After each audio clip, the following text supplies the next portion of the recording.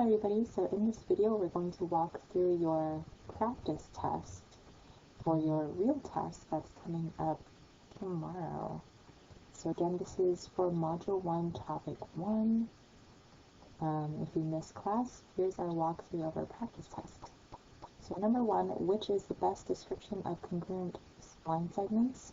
They should be line segments that have the same length. That's what it means to be congruent. Number 2, describe the difference between a line segment, and a ray. So a line, we should see something that is extending in both directions infinitely. A line segment is just a part of that. So it is a piece of a line with endpoints on either end. And lastly, a ray, we have starting with a point and a line extending in one direction infinitely. If you gave me answers similar to this, they are very acceptable answers for line segment, and ray. Is it possible to bisect a line? Why or why not? So you just had this on your quiz too.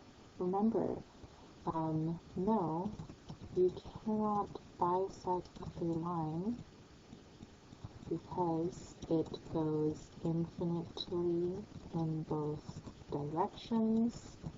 It's not possible to find the middle of a line. Okay. Number 4, we're looking to match the geometric term with proper notation. So down here, you would grab these pieces that match to being a point, line segment, ray, or angle, given this diagram here. We're also given a note that the line segment notation is not working, so use the one that looks like this for line segment. That means we already have this hint to look for whichever notation looks exactly like that should be our line segment. As we see in the diagram, QR is right here where it is having endpoints on either end. That point is always going to be a single letter, so we've got R, which is a point on my diagram.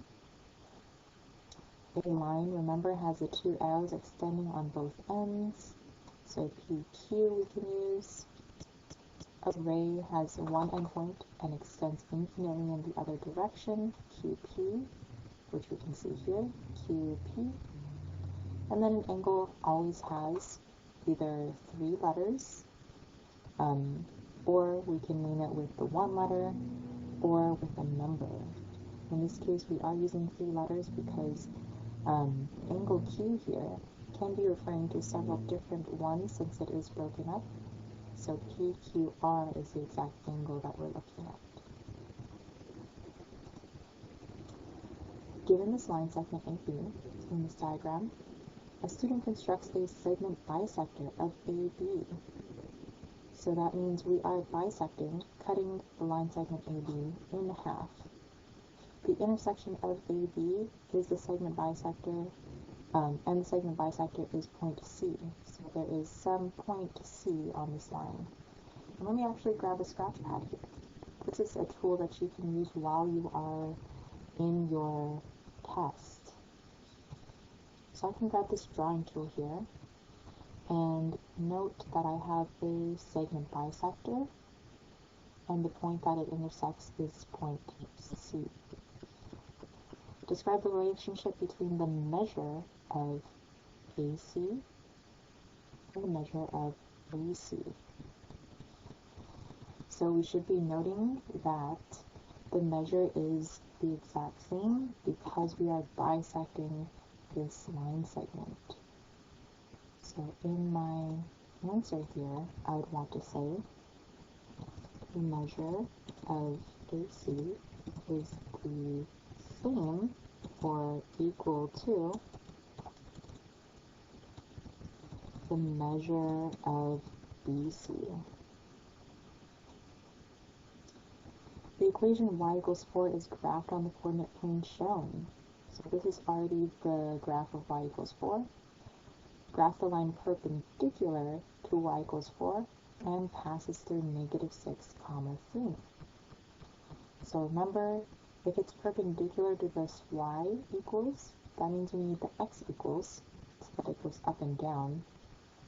And we need it to pass through the point negative 6, comma 3, which is right here, this point here.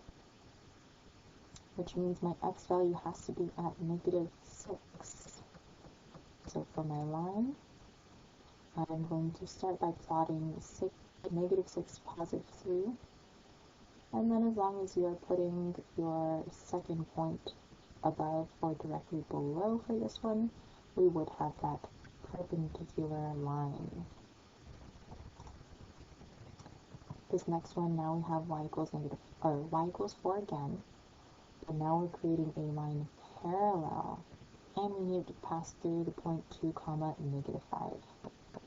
So to start out, if we have a parallel line, we know that it's going to be another y equals, and we want it going through the point 2, comma, negative 5, which is right over here. So I'm going to start by plotting 2, negative 5. And if I want it parallel, that means I want it to run horizontally to this line right here. So as long as I put my second dot either directly to the right or to the left, it will create that line for me that is parallel and runs through to negative 5. Write the equation of the line that passes through the point negative 2, comma 7 and is parallel to the line y equals x plus 3. So let me grab the sketch pad for this one. So we want a parallel line, which means we need same slope.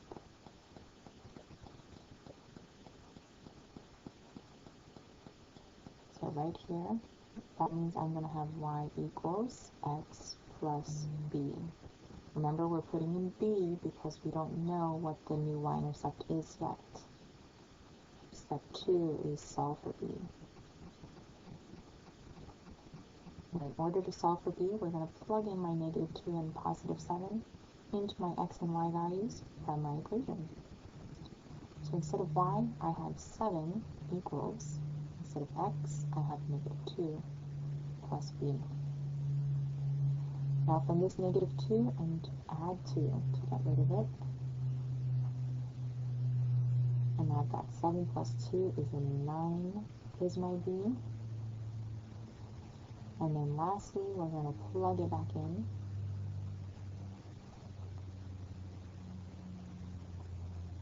And we're plugging it into this equation right here. So my final answer should be y equals x plus 9. Now check what you would put right here. Y equals x plus 9. Okay. Final question on our practice test here. Now we're going to write the equation of the line that is perpendicular. So let me grab a scratch pad one more time here. Remember, perpendicular means that we're going to take the opposite sign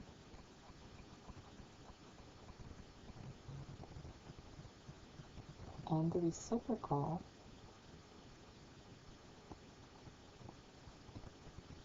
slope. So let's break it down. My original is negative 3 over 2 for my slope. First step, opposite sign.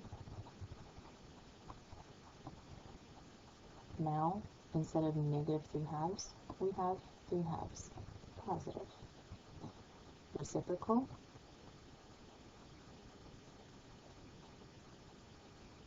Instead of 3 halves, I have 2/3. Okay? So this new equation is going to look like y equals 2/3 x plus b. And now we're going to solve for b.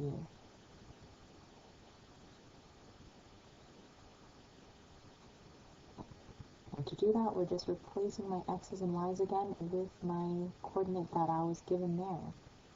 So instead of y, I have -1 equals 2/3, and then x is now -2 plus 3.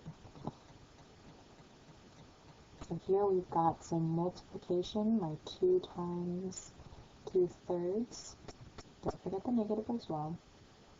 -1 equals -4/3 plus 3. From here, since it's a -4/3, we need to add 4/3 in order to cancel. So we add 4/3 to both sides. Now we could go about this and do our decimals. Note that the original answer is in fractions, so it's not going to give you the correct points if you write it in decimals. So we'll do fractions in this example. Remember, for my -1, in order to do this, I want common denominators. So my -1 has to change so that it is a fraction over 3 instead of a fraction over 1. To do this, we go and take our -1 over 1 and multiply by 3 over 3. This now gives me a -3 over 3. And if you were to simplify that, we know that it is still -1. So we didn't change the value of the fraction, just the way it looked. Now we can add 4/3 to it. And that will give me 1/3 as a positive. So b equals 1/3. And my final equation is y equals 2/3 x plus 1/3. And that's all you have for your practice test. Make sure you go back to this video, rewind, pause if you ever need to, and good luck on your real test.